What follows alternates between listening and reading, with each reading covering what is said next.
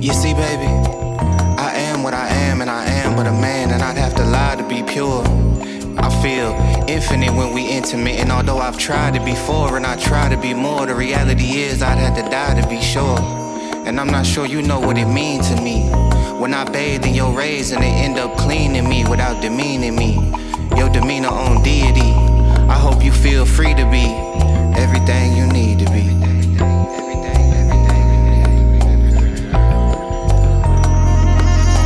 I believe love is not a noun, but a verb.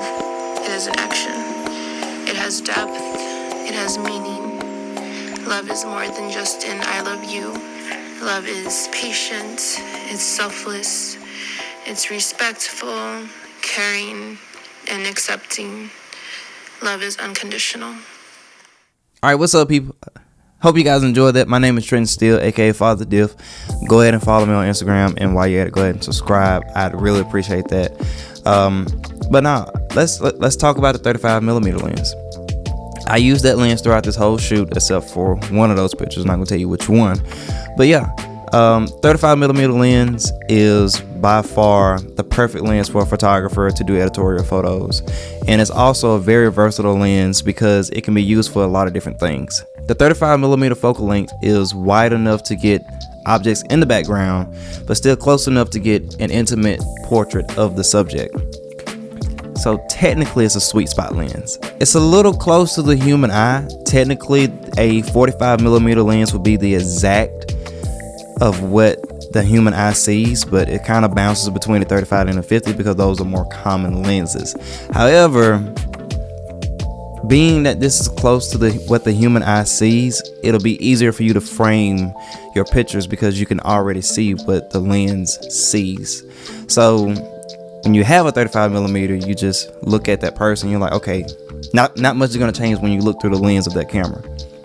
The 35mm lens is pretty much always easy to travel with because of its size. Normally they're small lenses and they're not big and bulky like a 24-70 or an 85mm or 100mm. You know, those tend to get a little bit longer.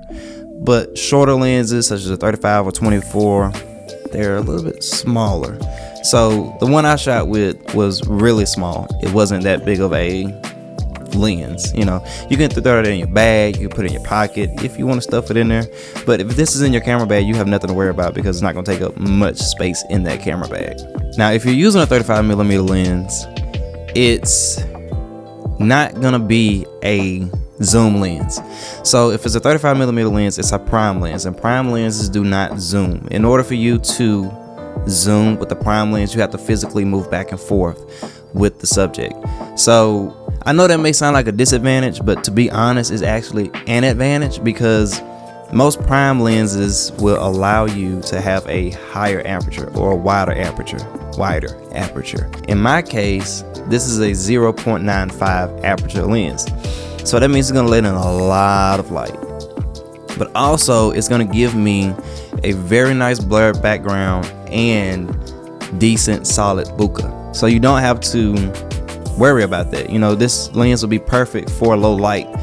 You know, you don't have to worry about it being so dark you can't do anything with it. It's out the window. Now to get specific, the lens that I used today was the 7 Artisans 35mm. It's this guy right here. And I've already done a shoot with this lens, but I really wanted to just talk about the 35 as a whole and not just this, but this is the only 35mm lens that I have.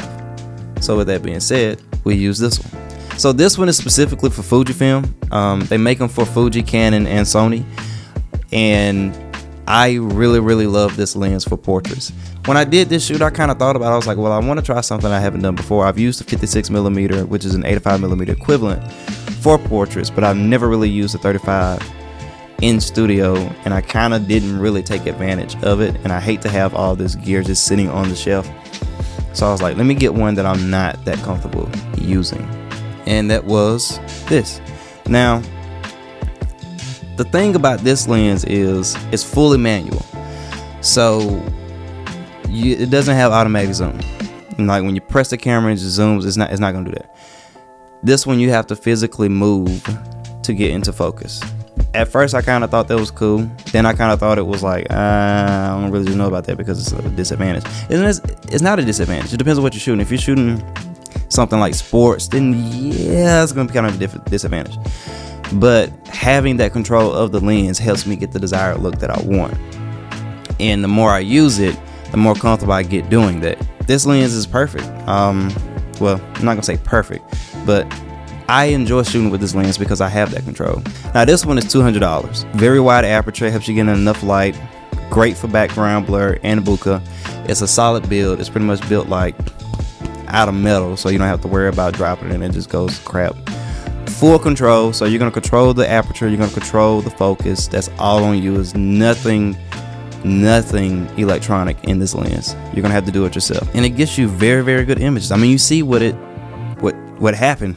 You see what it brought out. Those images were taken with this lens, and I think that's really, really good to get a $200 lens, a 35mm, and get these images. You know, most of the time when you get down to a 1.2 lens on any other brand, you're gonna pay like $2,000 to $3,000 on a lens, and you can just get this little guy, 35mm. Now, I took all of these images with the 35mm except for one.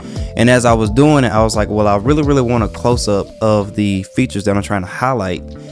And I was like, let me try the 56. But as I pulled it out, I was like, I don't really just like it.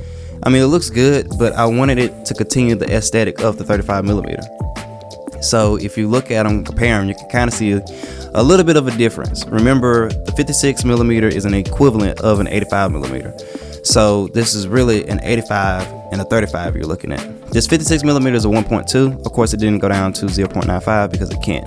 So that's another reason why I didn't want to shoot any more images with that. To be real, I will pick up a 35mm lens for any portrait shoot from now on. If I had to pick one, it would be this one. The 50mm is okay, but I would honestly prefer a 35mm. And the 7 Artisans is the one that I have and the only one that I have. So I will be using this lens from now on for my portraits. You know, at first I was a little bit skeptical of it being manual and not having the time to move as quick, but the more I shoot with it, the faster I can get with nailing those focus spots. And also Fujifilm has a manual focus assist on there, which helps you nail that focus, and that came in handy, like really came in handy. So remember, the 35mm is a good choice for editorial portraits and as well as other things. You know, you can get some environmental stuff in it, and you can also get enough of the subject, but you can also get close enough to the subject to get those intimate settings. It's good for travel. It's not really heavy. It's small, and it also has that aperture in it that allows you to work well in low light. And also it has that familiarity of the human eye, so you don't have to worry about thinking out of the box when you're framing the pictures, because it's somewhat similar to what you already see. This specific lens is 7 Artisan. It's a tough one. I got it from KEH Camera. Shout out to them. I really appreciate them. Being able to test this in hand at the store was one of the reasons why I bought it, versus trying to go to somewhere else and having to look online and just taking a leap of faith. But yeah, shout out to KEH.